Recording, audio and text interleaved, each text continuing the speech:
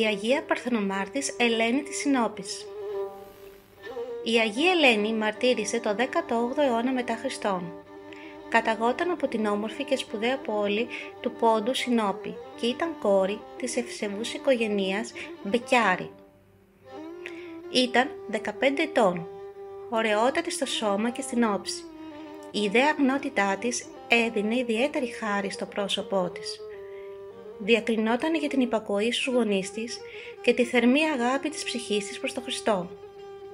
Στην ανατροφή της επέδρασε ιδιαίτερα ο θείος της, αδελφός του πατέρα της, ο οποίος εδίδασκε τότε σε ελληνικό κρυφό σχολείο της Συνόπης.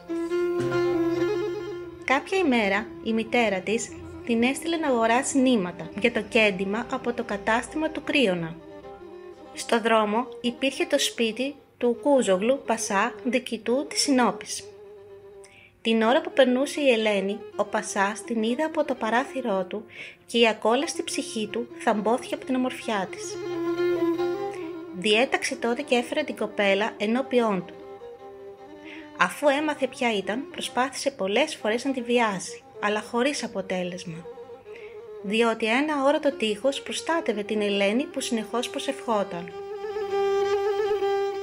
Αντί να δει το θαύμα, σκλίνε περισσότερο η ψυχή του Πασά και επειδή δεν μπορούσε να ικανοποιήσει το σκοπό του, διέταξε οργισμένος να φυλακίσουν την Αγία σε μια υπόγεια, βρώμικη και σκοτεινή φυλακή της Συνόπης. Η Ελένη κατάφερε αρχικά να δραπετεύσει από τους φρουρούς της.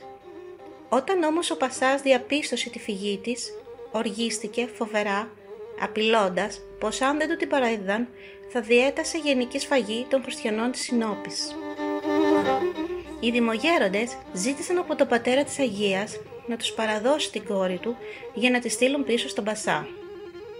Με πόνο αβάσταχτο, λυγμούς και συντριβή, αναγκάστηκε τότε ο σεβάσμιος πατέρας να αποχωριστεί και να παραδώσει στους απεσταλμένους του Πασά το ίδιο το μονάκριβο αγνό παιδί του, για να προσφέρει τον εαυτό της όχι στις ασελγείς ορέξεις του Τούρκου, αλλά ως ευώδης θυμίαμα στον σωτήρα Χριστό.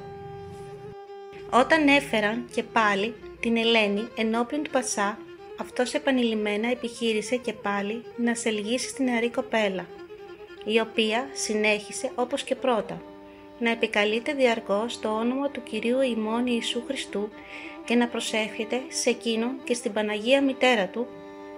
Έλεγε συνεχώς το εξάψαλμο, τον οποίο κατά τη μαθητεία της κοντά στο θείο της είχε αποστηθήσει ολόκληρο, καθώς και όσες προσευχές και ψαλμούς γνώριζε.